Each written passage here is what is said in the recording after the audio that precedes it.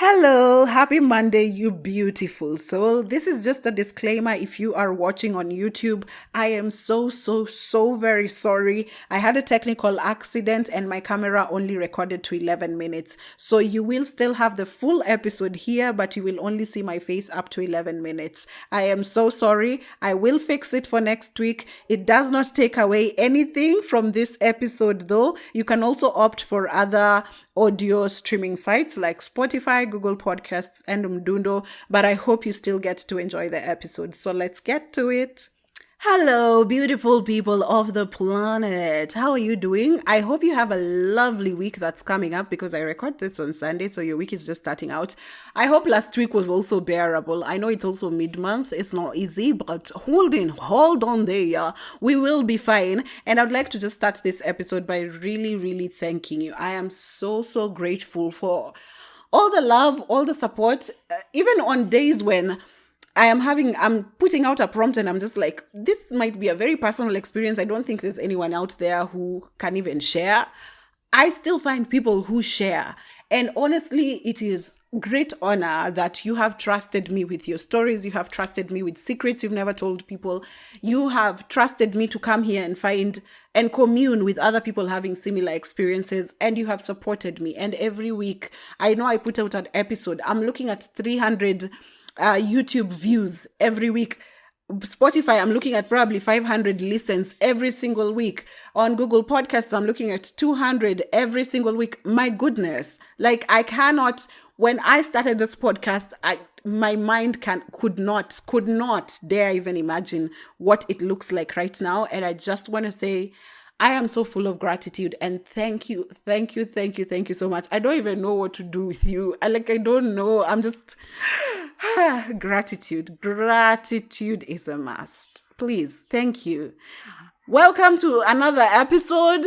I would like to remind you that I am open to partnerships. Please, you can always sponsor an episode or a season. You can have a mention. You can run advertisements on this podcast. And I have all my contacts in the description below. So you can just reach me when you can. When you can, baby, please reach out to me. But I'll start doing shout outs for responses I get on Spotify. Last week, I got someone called Janet. We were talking about what have you learned now that you're in your adulthood. You understand better now. And she says, I learned that my aunties who are in their 30s were not exactly missing out on anything. They were okay. They were not missing out on anything. And it's beautiful to learn that because it's quite related to to actually the topic that we are talking about today. So I would like to welcome you to another episode of the In All Honesty podcast. My fabulous name is Olive Orao, and I was asking, why you a good child? Why you easy to raise? And how are you different now as an adult? So here are some of the responses that I got. I would like to remind you that I put out prompts on Thursday on my social media, YouTube Shorts, TikTok, Instagram, Facebook. You will find people talking in the comments. You can get to interact there as well. But here I have responses that come in directly to my DM, my email, and my prompts. So our first person here, why you a good child and how are you different now? I was a manipulative demon lastborn. I was a manipulative demon lastborn, but now I am a mom to my replica, but she's just manipulative. Isn't it beautiful when you're served a dose of your own medicine? Isn't it? Anyway, I laugh at my sister all the time because literally she gave birth to herself. And sometimes my niece does something and I'm just like, yo, I don't know what you're going to do about that because that's you. That's all you. But anyway, here's the thing. Not manipulative, but outspoken kids, or rather expressive kids, tend to be more successful because they're able to ask for the things they want. They're able to express and articulate what they're feeling. And that's what the systems favor. So I'm sure you are doing really well in your adulthood, and do not worry, your daughter will be as beautiful and as great at whatever they do as you are. So a win is a win, eh? A win is a win. Someone else says, Miss Goody Two Shoes, now I don't care about pleasing anyone. Please. Hey, Kuchoka. Yes, you will get tired at some point. I feel like millennials, goody two shoes got tired, but I feel like the generations before just like some people went to the grave being goody two shoes. It never rewarded them, but somehow they believed the reward is going to come from somewhere. But right now I see three things happening. I see people who crack because a goody two shoe is gonna crack at some point, but they crack moderately, like us. You try and figure out what is, you go to therapy, you find yourself, da da da. And then there's goody two shoes who crack a good one. They crack like they're on crack. They go to the exact opposite extreme. Have you ever seen people who were like just good? I'd give an example of people who were like saved in church. They were just genuinely people who we thought were being used as instruments by the Lord. And they woke up one day and they were just doing things like they were actual terrorists. These people and jihadists, no difference. So yeah, you can actually crack to the extreme. I don't know the psychology behind that. Or you can actually die being a goody two shoes. There will be no reward. We'll actually still come to your burial and actually try and find, where's your family? And why aren't they shughulikiaing things the way they should be bothered by us as guests, you know? Because the goody two-shoes used to do what? Everything. And now we've come to your funeral and you're not there to do everything. Now we expect someone to take up and, you know, pick up the slack. So yeah, it can end three ways. But I am glad that you actually cracked moderately and you're just like, I'm not pleasing people anymore. Yeah. Over there, you go do you. Someone else says, Olive, I'm looking forward to do a master's in family and marriage therapy. Hapondo Nico. I love this. I love when people experience something in their personal life and they take the opportunity to go learn it better and specialize in it. I know of a friend who's queer, and when the mom learned about it, when she came out to her mom actually went back to school to just like learn something actually related, psychology or therapy or something of the sort. Yeah, her mom actually went back to school and tried to understand how to cater better to the daughter. And I'm just like, yo, what levels of wholesome is this? So I love this for you. I love that you're actually going back to just understand family, marriage, the entire thing, and just, I don't know, work with it and impact lives from there. I love it. Thank you. Thank you so much for your service. Someone else says, I was a good child. I still am. I tried being a bad girl. Lol, nikashindwa. It's not for me. I admire the bad girls though. They seem to be having fun at life. Aki, the bad girls are having fun. Oh my goodness. It's FOMO every day.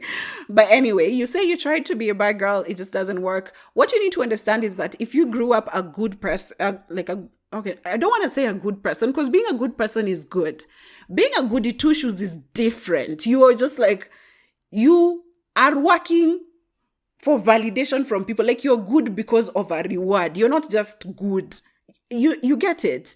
Yeah. So you're saying you try to be a bad person and it just doesn't work. You need to understand, even as we are grown, there's still traces of being a goody two shoes. Like right now I live by myself, but I still won't come home late. I still want, there are things I still want to do that are very much related to how I was trained when I was being a good girl, right? So it's really difficult to leave parts of you behind and be like, now I'm bad. Good girl gone bad. You remember when Riri went rogue? Yeah, I'm probably thinking Riri just grew up and said, fuck it. And people decided she's not a good girl anymore. We don't like her like that. She's gone rogue. Yeah. But anyway, you will still continue to be like genuinely, you'll still have traces of what you were as a good girl. But yes, bad girls are having fun. Girls who already, I'm going to give a good example. You see, as we were out here saving ourselves for the men who are literally national property, they've been everywhere. As we're saving ourselves for them. So some girls were out here saving themselves. Some girls had embraced what? Promiscuity, hypergamy, Um, so they were socialites, and as we were out here judging, some girls joined. When girls joined OnlyFans to make money, as we were out here judging, clutching our pearls, like, oh my goodness, that's not ladylike. Girls have flown in private jets. Have you? Girls have booked vacations in destinations that are only dreams to you. Have you? What has your punani with one body count bought you? A bus ticket to a toxic workplace that pays you 20,000 Kenyan shillings, eh? So yeah, think about it. I always say, my friend keeps reiterating what I told her once. Good girls finish last. Yes, I'm sorry. Not in a bad way. Please, please, please, please find context. Find context. I'm not enabling toxicity here. But find context and realize that when you're doing good for a reward, there will be no reward. Just be good. The way you expect it to be good as a human being. Be kind. Extend grace to people. Just do unto others as you'd like be done to you. Simple. But don't go out here doing things expecting people to do it back to you, or expecting, I don't know. Just don't be good because you're expecting a reward. There's no reward. Someone else says, very good. A-level good. So good that I started putting up boundaries, because good was heavy people pleasing and my family ate it up. I would never complain, do what I am told and all the house chores. What's different, love, is that I love myself and my validation doesn't come from doing things for people or making them happy. My brother keeps telling me, Naume, change. I'm like, yeah. Because I'm not out here letting all of you step on me. My existence does not depend on ticking the boxes of what you think I should be that is convenient for you. Hey, can somebody say amen? If you were a goody two-shoes and you decided to choose yourself, you'll hear a lot of, you've changed. You've changed. From the people who are tapping into the convenience they had when misusing you, you will hear a lot of you've changed. And a lot of this comes from family, because they were the people who tapped directly into having you conveniently. So I love this for you, girl, that you've gotten to a point where you're just like, no, I will not seek for validation externally again. I will not do things that if I look at, if I analyze, does not serve me. I'm just doing it so that it can serve you, right? And what for? Small validation. I love this for you. I love this for you. I love that your brother says you have changed and you're just like, yes, I have. Keep up. This is the current news. I love it. I love it. And family, oh my goodness. If you were a firstborn, or you were parentified and you were goody two-shoes, my goodness, I don't know. We should do a fundraiser for your therapy, because someone else says, working through chronic people pleasing and trying to fix everyone. Oh my goodness. We talk a lot about people pleasing. We don't talk enough about the messianic responsibility that comes with being a goody two-shoes. You start to feel like it is it is your responsibility to save everyone. And I was telling you, when I was in the pits of depression and I actually wanted to unalive myself, if right now I look at the reasons and I'm like, none of the reasons actually related to me. I was just like, I can't save the world. Like, there's something happening somewhere every single day and I can't run to rescue that situation. And for that reason, I am constantly overwhelmed by negative things that are happening across the world. And I stopped watching news. I stopped consuming anything that is negative, anything that involves pain and hurt. I stopped consuming. I only watch happy movies. I only listen to happy music. You will not find me seated watching the news bulletin. If it's something that is very concerning that I need to know about, like the finance bill, I will scroll through a newspaper and find exactly what I want to know about that thing and read about it.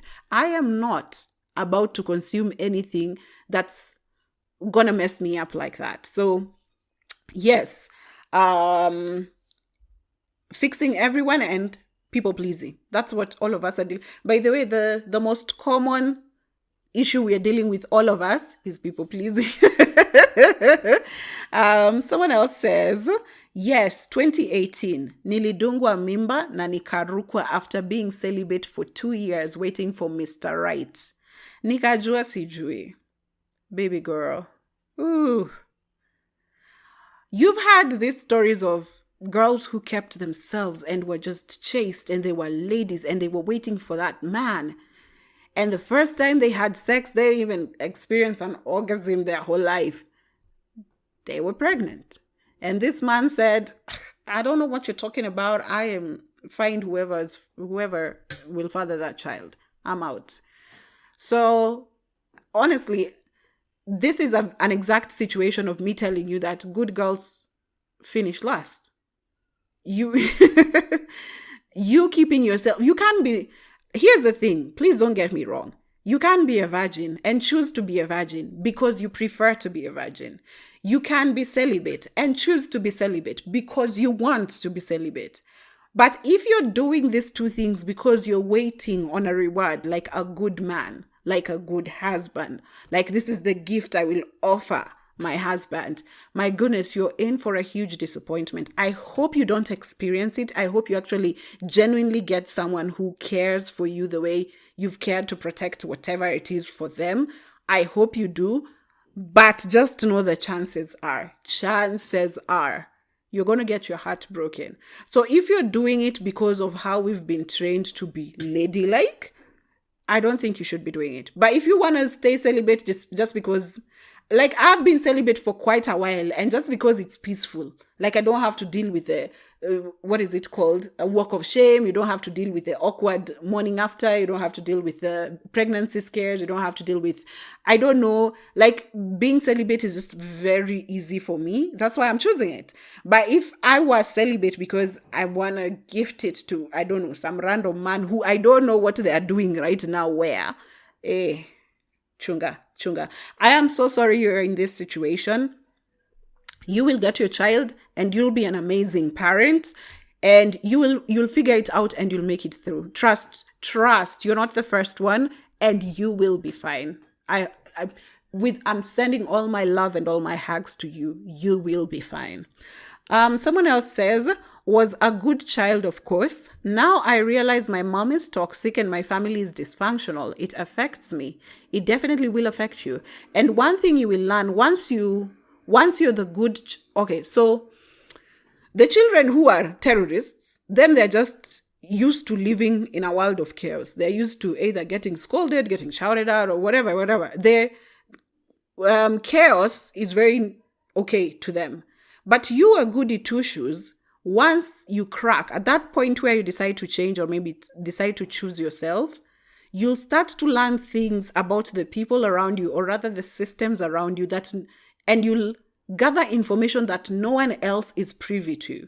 Because this is what happened to me when I was this beautiful, everyone, trophy child. My goodness, who didn't want to be Ole Vorao? Who didn't want their child to be Ole Vorao when they were growing up? Perfect girl, everything.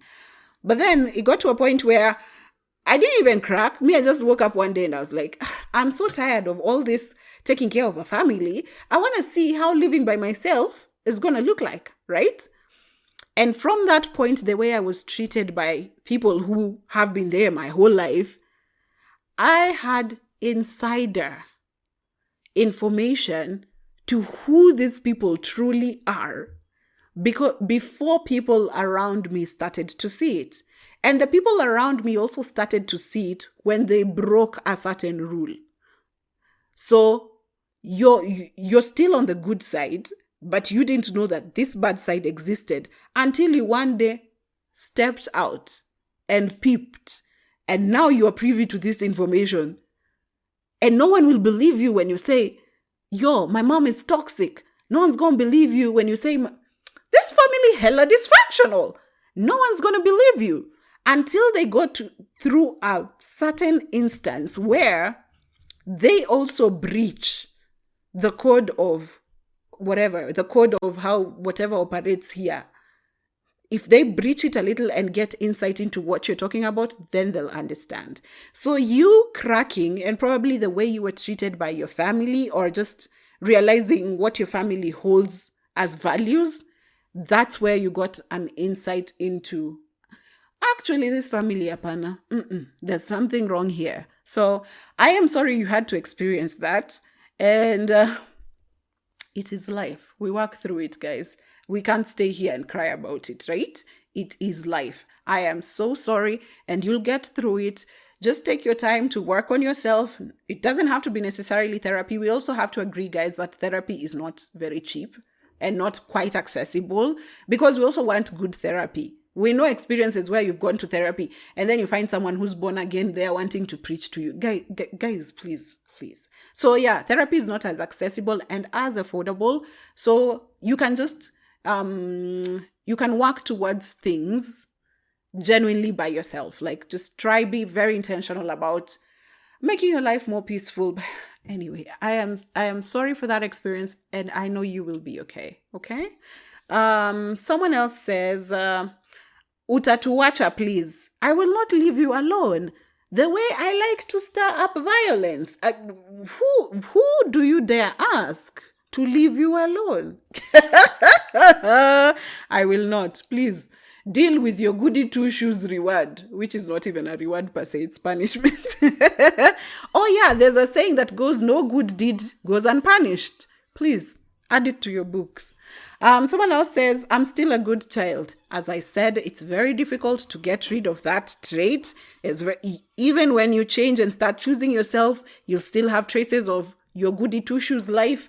Don't worry, you're human at the end of the day.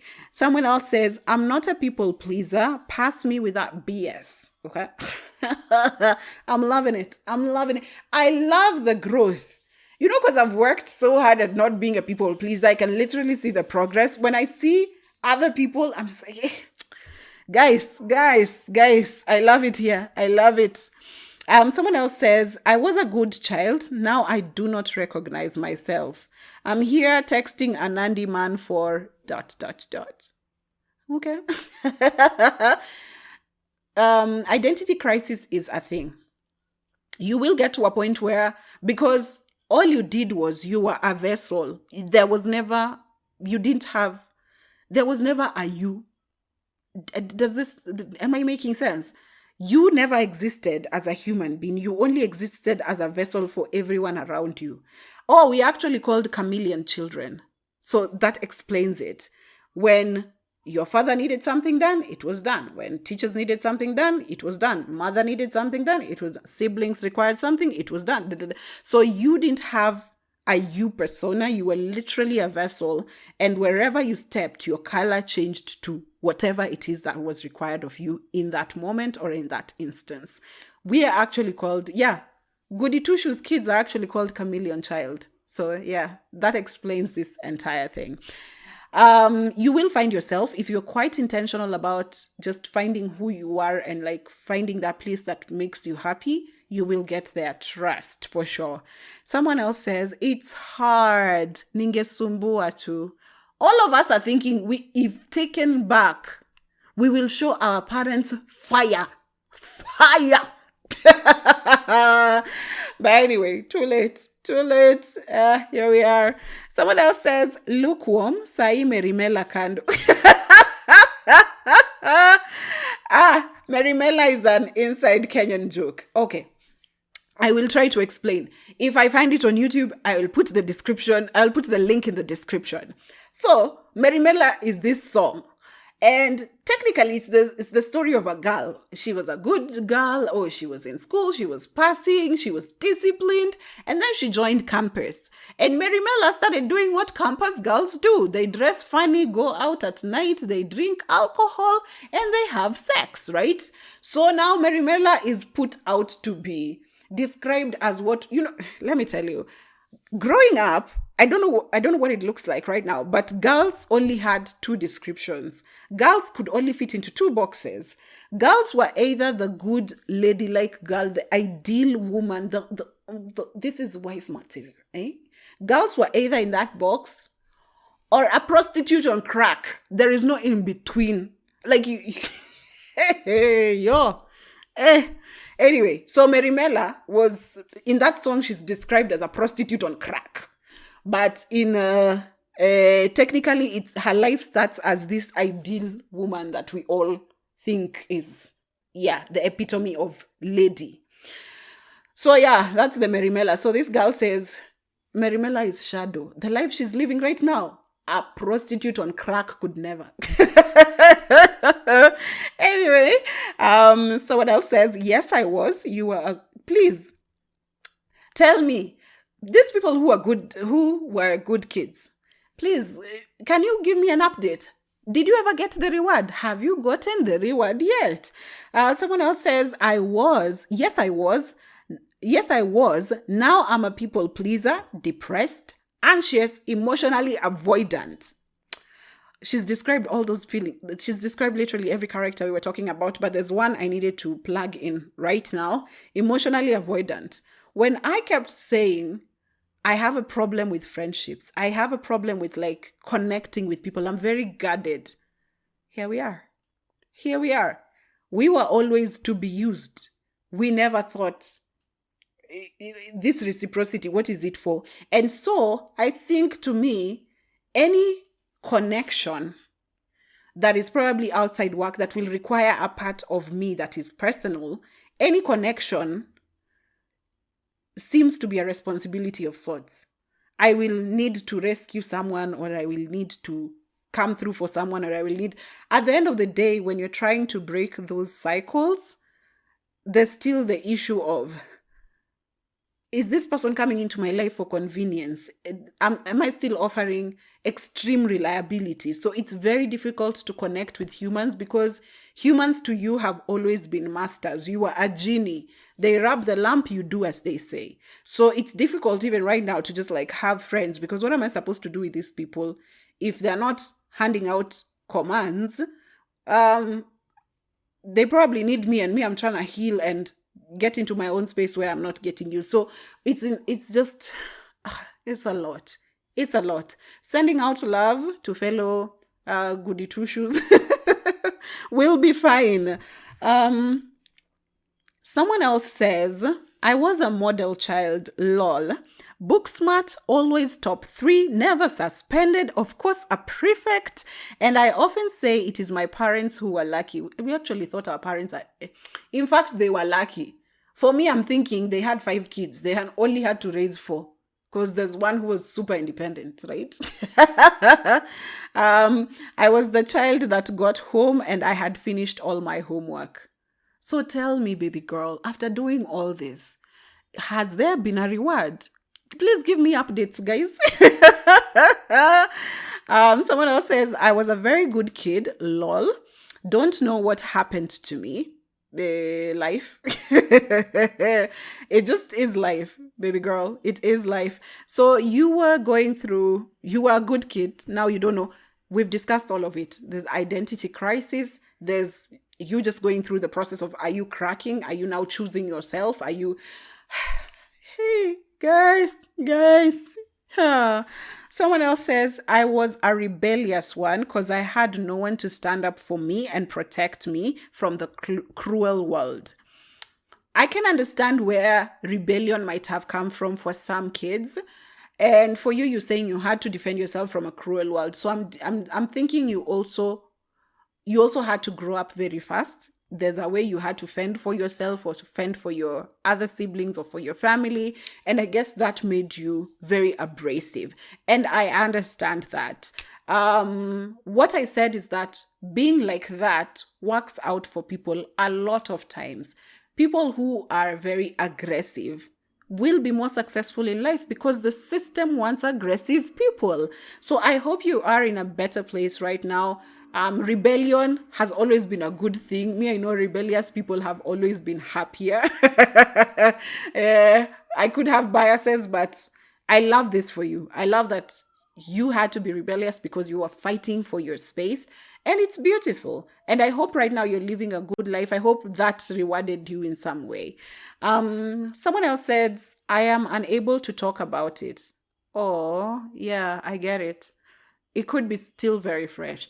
I've had right about genuinely, I've had right about maybe 3-4 years to work on not being a people pleaser, let me say. I so I'm a bit progressed in my journey. So you can imagine someone who's just probably left home or someone who's just starting to figure it out. It's still all a lot. And I hope that at the end of this podcast, you're able to pick something that might be of help. I really hope so. Someone else says, man, a bad man from day one. Okay, rebellious kids, you win. It's fine. Okay. I will move to the slightly longer responses that I got through DMs. My first person here says, I was a kinda easy child, sorta, okay? The one all parents in the village wanted their kids to play with. But being an only child, I also had to play the role of the black sheep, so I should say I was 50-50. Anyway, fast forward, I have been to therapy once, na dunia pia inazidi kunifunza. My cousins still wonder how the heck I started partying, yet I was once marked to become a nun by our priest. Though my mom was sure ain't gonna happen, at least she knew me. Anyway, I've had at least a good childhood at a dunia ikiniramba. I love that you had a good childhood, and being an only child, I guess you also have attention to yourself. And things like being a goody two shoes or maybe being a disciplined good child, I feel like some of it is innately because you know how kids are born and someone says they've taken up the character of a certain uncle or my grandfather. So I think there's an innate character of whatever it is, being a good or a rebellious child, but there's also the nurturing that plays now the biggest part. So you can imagine if I've taken up the nature of someone who liked to serve people, and then now my family, or rather whoever is caring for me, has taken advantage of that and decided to just pile up responsibility for me instead of trying to make sure that I am a child. It's very, yeah, it's a delicate balance, even for parents. By the way, I can't sit here and blame parents. It really is a delicate balance, and parenting doesn't come with a manual. Someone else told me, hi, Olive. My take on goody two shoes kids. Where are they now? Don't ask us. That is disrespectful. My firstborn sister was a good kid. She learned to cook and was good at it by 13. Very mild-mannered and never complained about anything. She was non-threatening in her demeanor and would rather be by herself in the kitchen singing. She was loved. For me, I was the devil child from the beginning. There's picture evidence of my attitude most of the time. I'll attach a pic. She actually attached a pic. She was an angry, rebellious child in that picture as well. My parents' fights also included my name. Fast forward, something changed in my sister. She served time for fraud. Her cut was 3 million, but she was in for 7 months. Has constantly moved locations to throw her pursuers off. In the last 3 years, her address has changed 7 times. It's scary. Life has been lifing. First of all, I want to really, really thank you for sharing your sister's story, because this means a lot when someone who's outside looking in can empathize and tell the story from that angle. Because most of the time people just go, she went rogue. She went rogue. No one really understands the story behind it. And I love this. I love this for humanizing your sister like that. And 2 things I picked up from now this your sister's story is 1, these kids grow to be very secretive. I grew to be very secretive, and it's a part of me that I still struggle with to date. I do things by myself. I will have wins and I will celebrate them quietly. People will come to know them by accident. I will have failures and I will deal with them quiet. Like you You find security in no humans. People come to you for everything. You are literally very reliable, but you can't find security in other people. You don't find spaces where you're just like, this has happened. I want to talk to this person. So, yeah, that I see for your sister. And then there's also the thing of adapting to change very quickly. As I have mentioned, we were called chameleon children. That means you see your sister moving, like having 7 addresses in how many? In 3 years. Change for us becomes very normal. If someone wakes up one day and you're told your parents are divorced, you adapt to it and make sure you support the parents that you're assigned to very dearly. Oh, that's the other thing. These kids who are really good take up the responsibility of not wanting to stress their parents or add on to what their parents or their caregivers are already doing. So that's where the idea of responsibility comes from, and you adapt to change very easily. And you see now, her sister can move from place to place very easily. Wake up one day, pack up and leave. I mean, this life instability is something that you've almost internalized. It is sad. And as I told you, whenever you can, in whatever way you can, love on your sister, because I have found so much support and grace extended to me from my 2 younger sisters.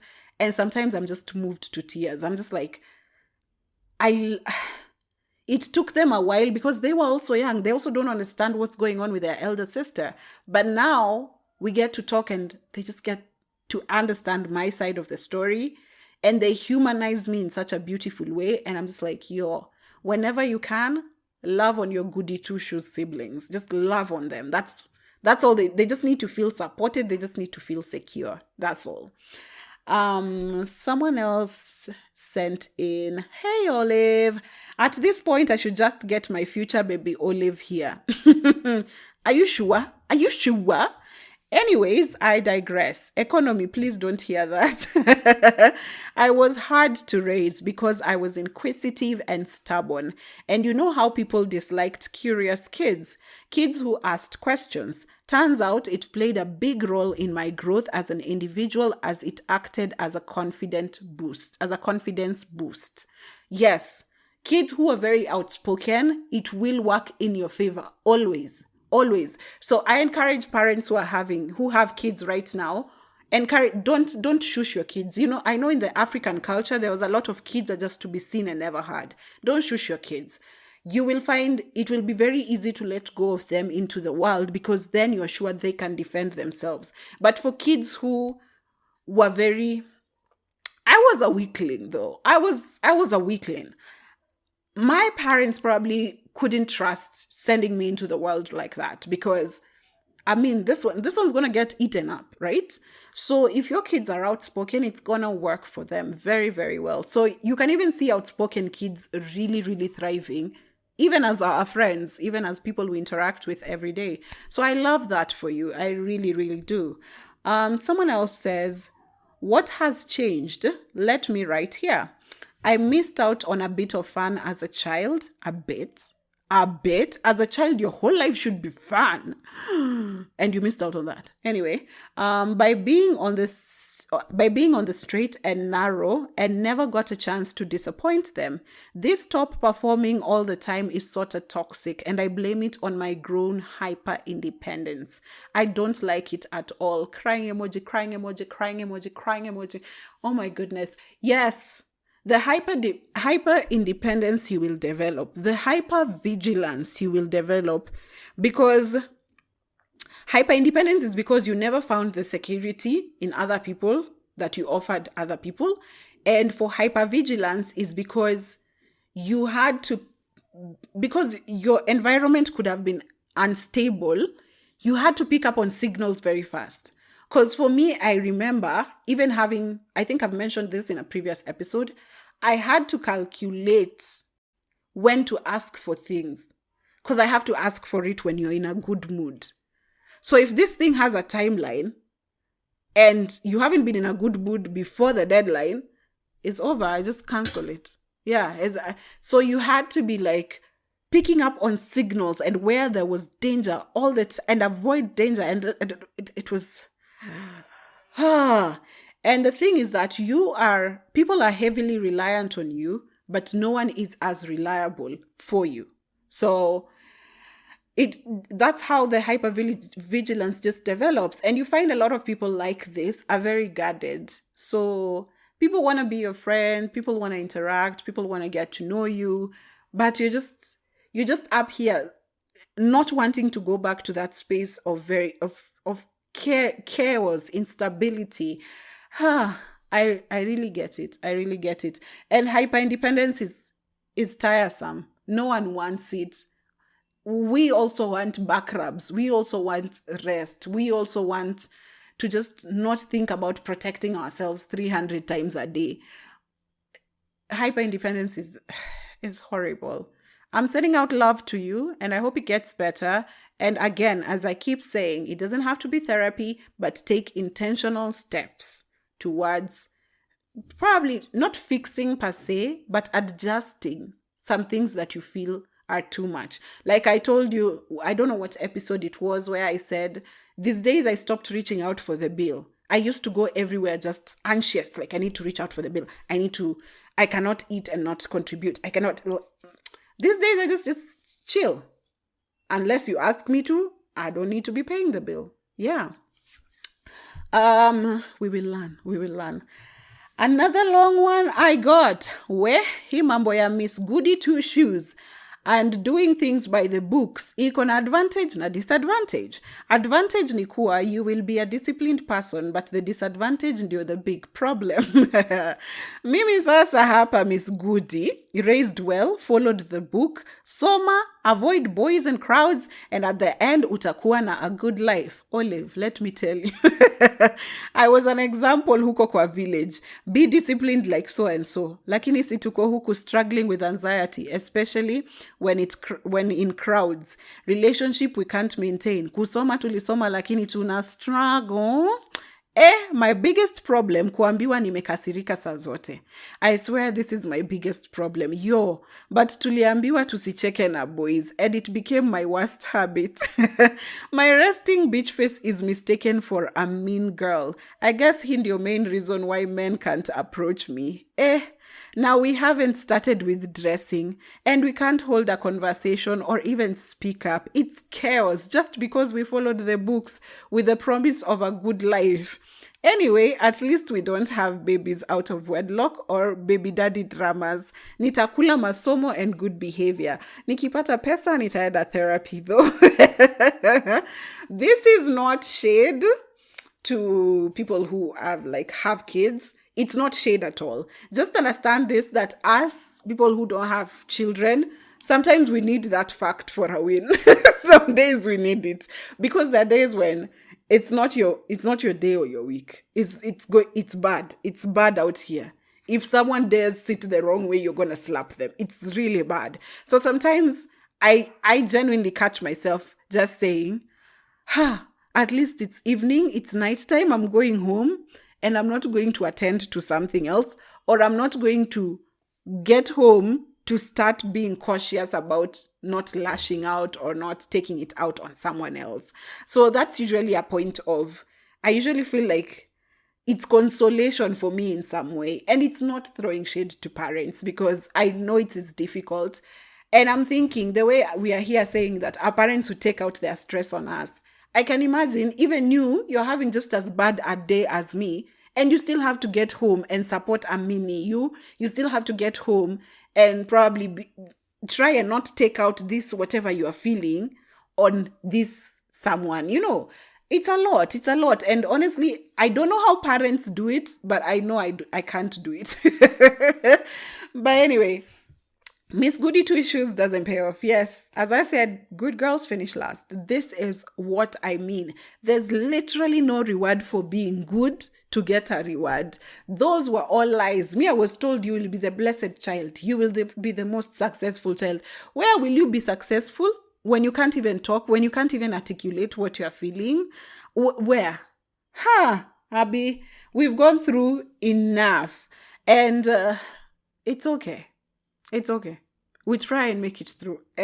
We can't also, I know in this podcast we discuss a lot of traumatic events, but we don't use them as crutches. We move on. We move on, please. We can't stay here. We can't stick here always. Oh, it's because of my childhood. No. We acknowledge that we've been shaped by our traumas, but we refuse for them to define us. Okay? I'll go to another one that I got.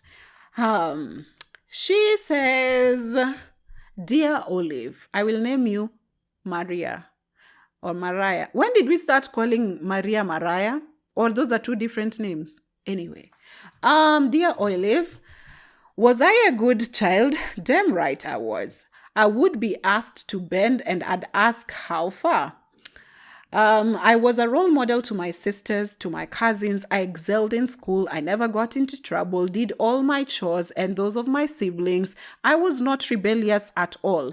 Anything I was told, I listened. I was very obedient, and my mom was very strict. My mom had gone through some difficulty raising me, and I had seen it, so I didn't want to add on to the burden by being an errant child.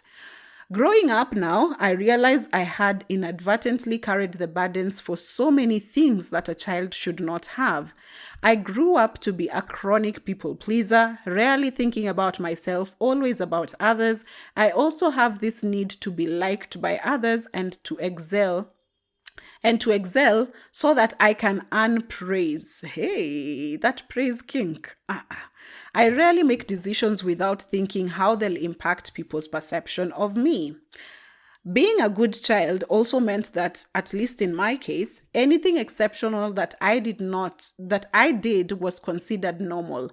I never earned praise or anything for anything I did. It was expected of me. Do you know, I graduated with the first class honors and no one bothered to throw me a party or even a card or a cake. So as an adult, I go out of my way to have someone compliment me for my work, and ironically, when they do, I feel uncomfortable. Being a good child still means that my family has extremely high expectations of me, so cannot afford to err. I think cannot afford to err. This puts a lot of pressure on me, seeing as I am still seen as somewhat a role model to my sisters. Boy, do I wish I had rebelled earlier as a teenager. It would have given me so much freedom to do whatever I wanted, to be okay with disappointing others, to truly follow my dreams and desires, not people's expectations. I feel like parents of the bad kids have less expectations of them and they live more freely. Anyway, it has been on my to-do list to disappoint my parents little by little this year and the years going forward. I need to regain control of my life. I am also in therapy to deconstruct some of the habits I took on because of being a good kid, plus other traumas. I know the good child persona saved me from some stuff, but mostly it has stifled me. I have already made some disappointments this year, but while scary at first, they are liberating after. In conclusion, kids, live your lives. Parents, release expectations on your children. Let them be. P.S. This post is a bit longish. Lol, I'm a writer. I couldn't do just one sentence. I love when writers write to me because their punctuation is mwah. If I'm reading it for the first time, I don't have to edit it. Love it. But anyway, yes, Mariah. Hey, Mariah, you summarized everything so perfectly. So perfect. Everything I wanted to express, everything I wanted to articulate is expressed so well in this story. Thank you so much. Let me see what I want to reiterate on. Being a good child almost meant, oh my goodness, everything you do is an expectation. Who's gonna praise you for that shit? That is normal to you, as per you. And then when you do something wrong, you would want them to just ignore it the way they ignored the good things, right? No. We must make this anthill Mount Kilimanjaro. Let me tell you, today, Mount Everest must know that Olive, you moved out of home. How dare you? How dare you? I think what is most traumatizing about this is that you could do good. And then the one bad thing you do negates all these things you did before. We don't, invisible. Now it's this bad thing that you did. So it's really, really crazy. And then the expectations, there's just high expectations for people. And I am happy that you've started to think you want to disappoint your parents, because I usually say there is no timing for starting to disappoint your people. And usually when we say disappoint, there's nothing even you're doing. You're just choosing yourself. You're just choosing to say, no, I won't come and do the dishes. Get someone to do the dishes. And that already is enough talk of the town. Olive wanted to beat me up because I told her to wash dishes. No, we were talking on call. I can't beat you up through the phone. I just told you get someone to do dishes, not me. So you'll find that what people term, rather the people who are leeching on your reliability or your convenience, whatever they term as you've changed, whatever they term as you've gone rogue, these are very normal things. It's just you saying no to them. That's all. That's all you need for your whole narrative to change. For the narrative of Olive being good to change to Olive being the worst person in the world, you just need to say no to someone who's feeding off your convenience. That's all. And I'm glad that you actually want to disappoint, because me, once I woke up one day and I was like, see, I've already disappointed. There's no going back from this. Like, there's no cleaning up your radar. Once you've gone rogue, you've gone rogue. So I was like, from here, it can only get worse. So if I've done number 2, what's stopping me from doing number 3? It's not like if I go back to do number 1, it will clear whatever I've done before. Nah. If I've already gotten to level 2, just go up to level 5. It's already bad. There's no cleaning up. Thank you so much, Mariah, for sending this in. I loved, you made such a good summary. And I love this for you. I'm sending you so much love and so many hugs, warm hugs. You will be fine. And you're on the right track. And whatever it is you call disappointing your parents, I know it's just simple things like saying, no, I'm not coming home when you want me to come home. I'll come home after 3 months. Oh my goodness, they are so offended. Anyway, I didn't know this had closed up. Let me just wait for it to load. Okay, here we are. Another one, another long letter. Hey, Olive, you are my other big sis that this life had blessed me with. Aww, warm hugs. Please, let's go with the name Ola this time. Hola. Is that Spanish for hi? I think so. Anyway, so where do I begin? Long post ahead. Hey, it is long. Let us start. I don't know about the good kids, but of late I find myself wanting out the house, especially when the whole family is around, because at this particular moment, one word defines you: helper. Knower of everyone's needs and wants. It's like you have some two superpowers. Even before they ask, you are already at it. Don't get me wrong, I love my parents wholeheartedly. I cherish my siblings, and yes, I'm a good child. That I can attest. But coming back home and deeply sighing before you enter the gate is a feeling I never thought I would experience, especially somewhere you call home.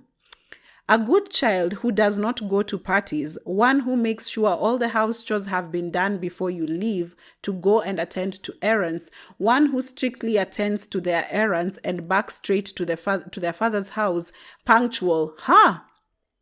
That's why if you ask me if I know particular places in town where I have lived for almost 20 years, I'd be staring at you like you won't understand even if I tell you the reason behind it.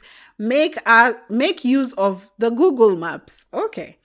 I have had friends. Now I am not even sure if I still got any, because when will we bond and get to know more about each other? I'm either at home or work. Actually, those two places, and my timing is always known. As a good child that I am, I always notify if I will be getting home late, and mark you, I have to give valid reasons why. So, dear friends, if you ask me if we can hang out and I tell you najipanga, I will let you know, believe me, huwa najipanga. So then, this recent occurrence, I wake up very early as usual, made breakfast, prepared my siblings for school, and continued the rest of the chores, knowing very well I am off to town to clear my mind. My mom knew. So at around 10, she tells me she has received an urgent call. She needs to leave for a while. She'll soon be back. And who am I to refuse? Our last one is 2 years old, so I had to remain back until mom was back at around 2 p.m. She comes back asking me if I am still going to town, and yes, I am leaving the house for a few hours. I like that for you. I like that you were firm in leaving the house still. Knowing very well that if I had left early, I would be back at around 4 or 5 to cook dinner as expected. But this time round, I don't know what calculations I did and returned home at exactly 7 p.m. I know it's early, but mahali naishi, hii ni kama saa 8 za usiku. But I had done almost everything. Supper was even ready. Mboga nishapika, it was just to warm, cook ugali and eggs, and voila, supper. But that was not the thing. How dare I set foot that late? I didn't text to let anyone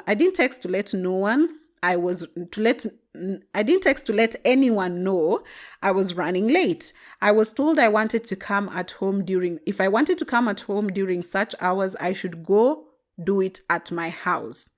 You think we can't leave and go do it at our houses if we had the chance? But tough times. Without money, I stay stuck here for some few months. And at the back of my mind, I am wondering, is she mad I didn't cook supper, or the fact that I just stayed out for a while?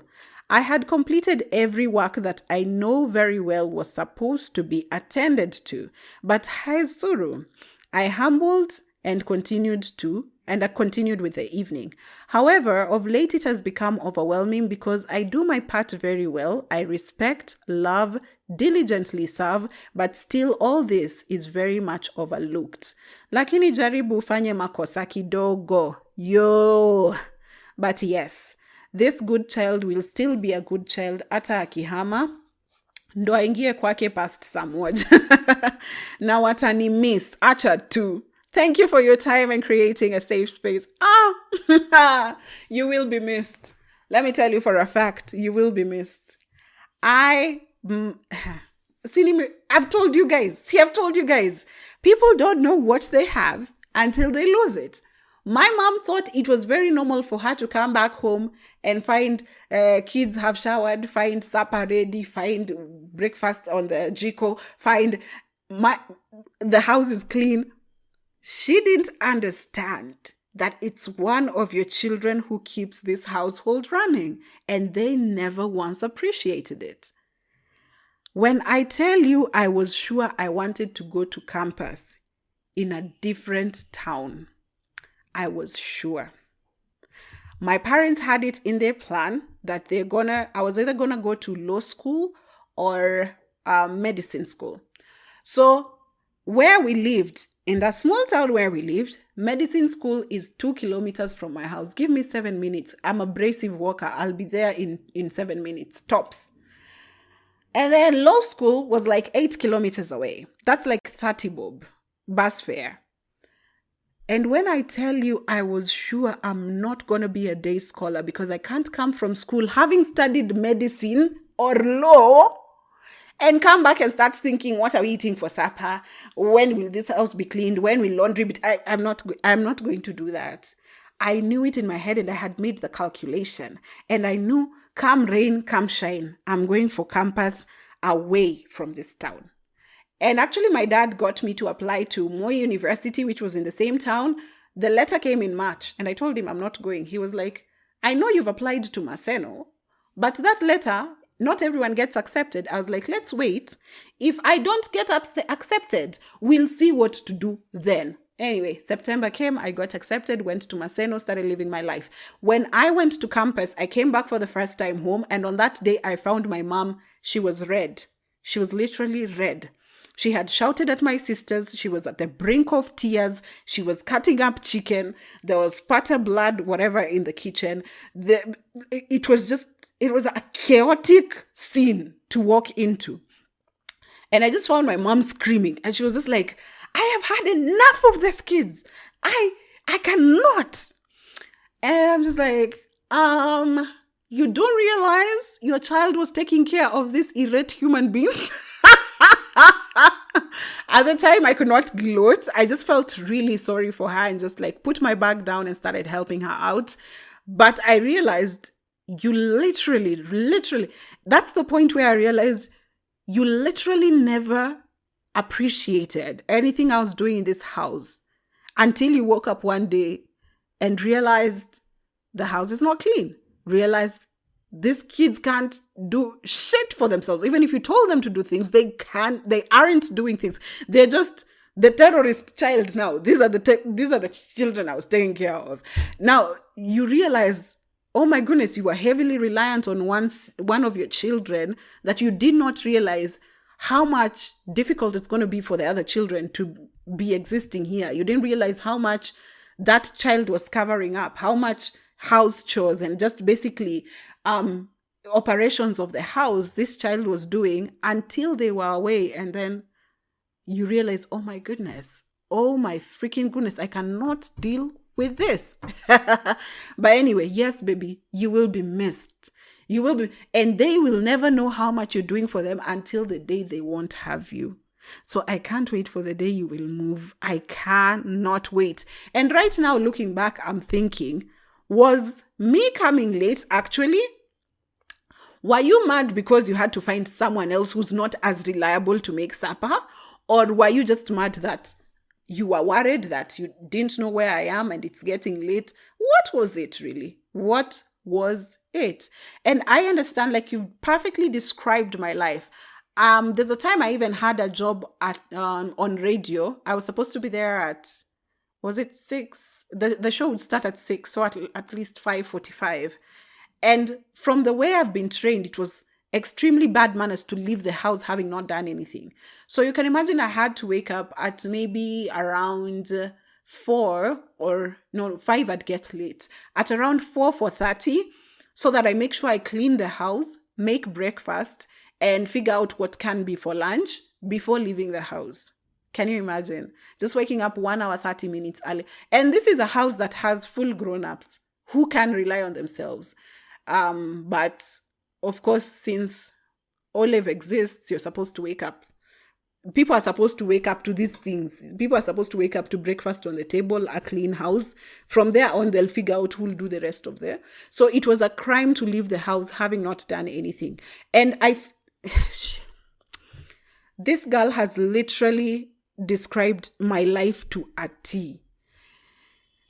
You know, there are days when you know I'm going to run late, I'm going somewhere. And for me, it was never even, for me, I never even went on my own errands. I was literally going on errands that still involved the house, like maybe the market, or I needed to pick something, or I was sent to someone's house to pick something. And I know, okay, I was busy during the day. Now I'll have to leave the house at around 6. By the time I go and come back, it will be probably 8. But then before I leave at 6, I've started early. I've already made supper. So now I've left one thing, like maybe just cook rice. There's already stew that needs to be warmed. But I'll still come back and it will still be a problem. Why didn't you go early? You know, I'm just like, even if the problem is I was the one to make supper, can't someone just come and boil rice? Like, I was still attending to something that relates to this house. Anyways, now we are called the ones who've gone rogue and we're rebellious because we said we will not serve people anymore. I can't wait for you to move out. I really cannot wait for you to just have a place of your own and experience peace, because every goody two-shoes child deserves that. You deserve a space where you can walk back into at any time and not feel like you are responsible for everything at all the time. I really hope you move out of home because I feel triggered. I am so triggered. I'm so triggered right now. Um, that recent occurrence has, yeah, it's really triggered me. But oh, there's something you mentioned that you don't know places in your town. I've lived in Eldoret for 18 good years. And I cannot tell you places to go. I can't even tell you places to eat. I was literally in Eldoret the other day, and it's the first time I've been to like clubs, like going clubbing in a town I've grown in for 18 years. And I can't show you places around my town. I can't tell you, oh, let me take you for a walk. I don't know. I don't know places, please. So it's really, um, yeah, being a goody two shoes has no reward. That I can tell you for a fact. And that was the last letter that I got. I'll just go through some of the lessons that I personally know being a goody two shoes does not pay. By now, you have picked up that I was a goody two shoes. I was the golden child. I was everything everyone ever wanted. I struggled in school. I'm not an extremely smart person. So I excelled in the arts. The sciences, of course, would droop me down. But I tried my best.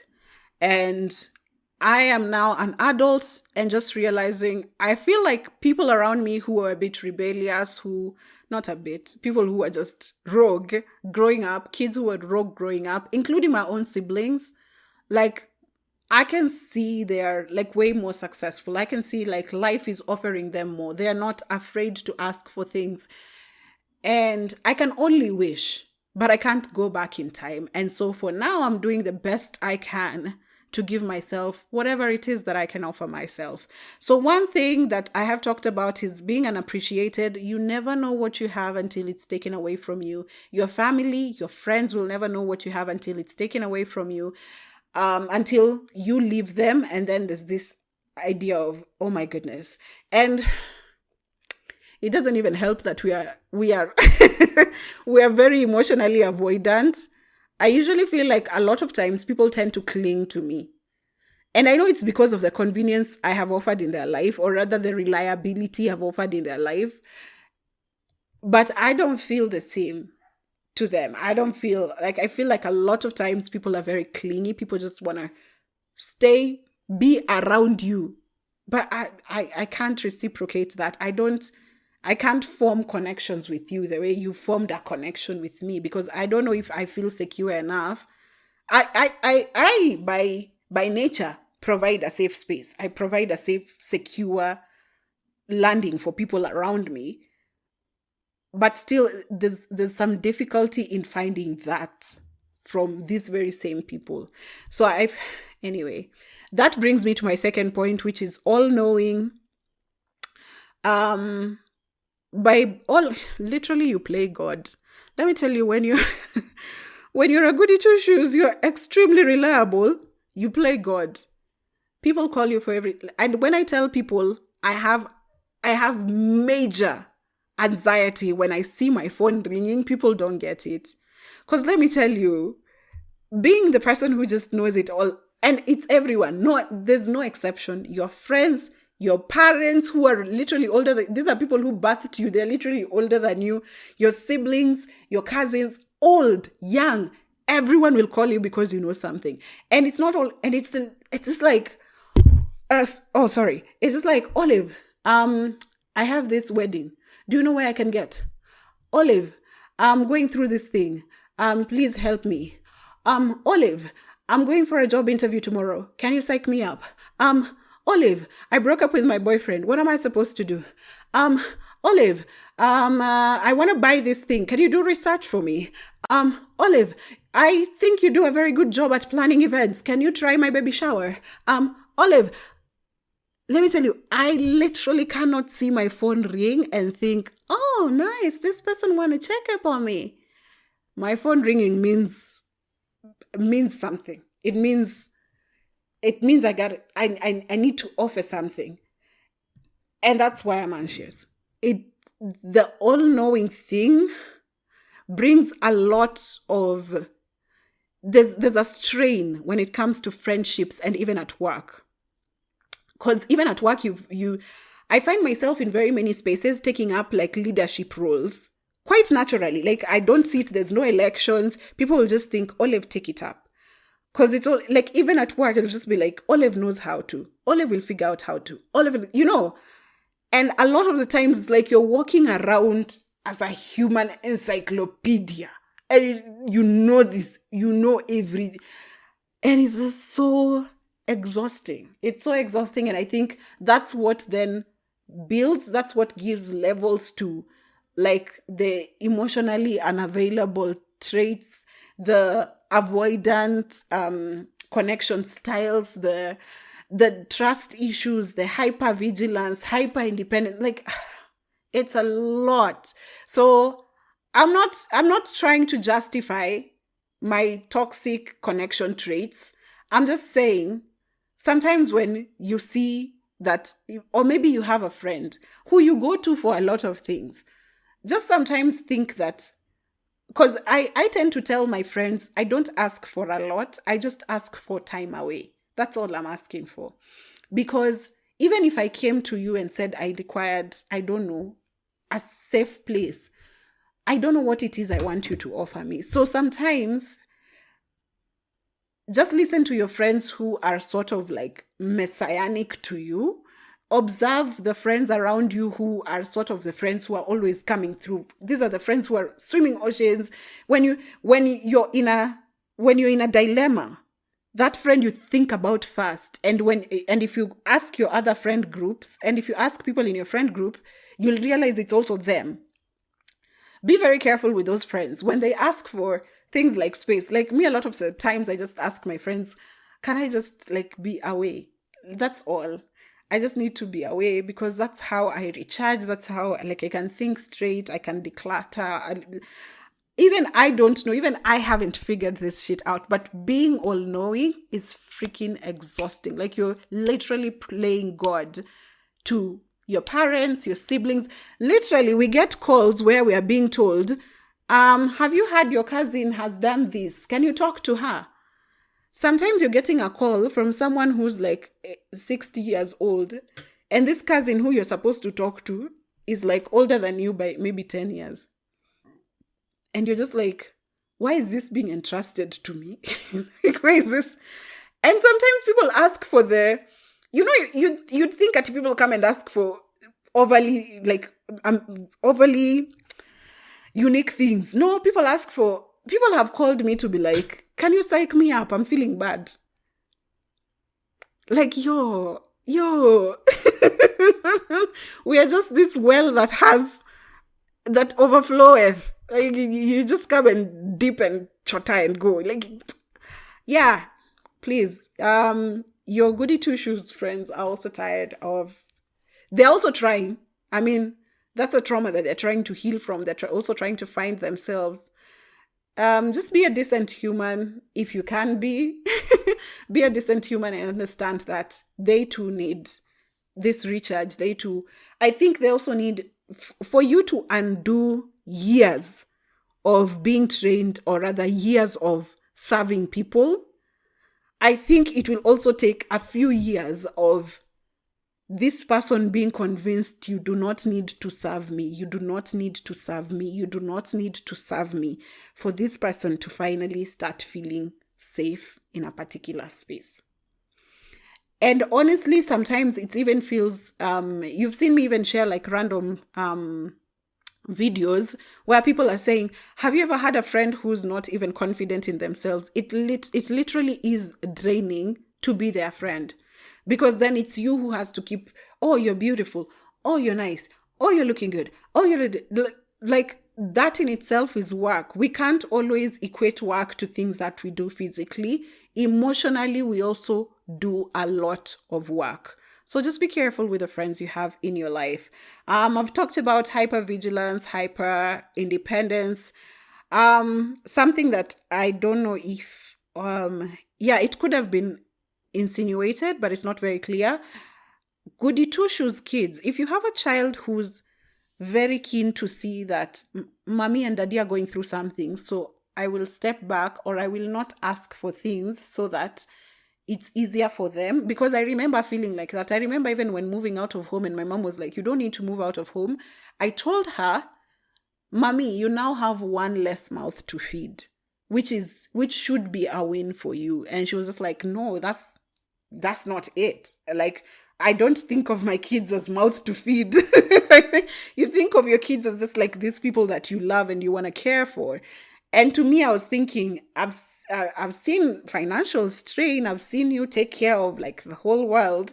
So I'm just saying, I'm one less person to think about. So kids, like Goody Two Shoes kids are like that, okay? So what people also do realize is that they are very susceptible to abuse and targeted violence because they're the kids who won't speak up. They're the kids who will try not to impose or add on to people's already stresses.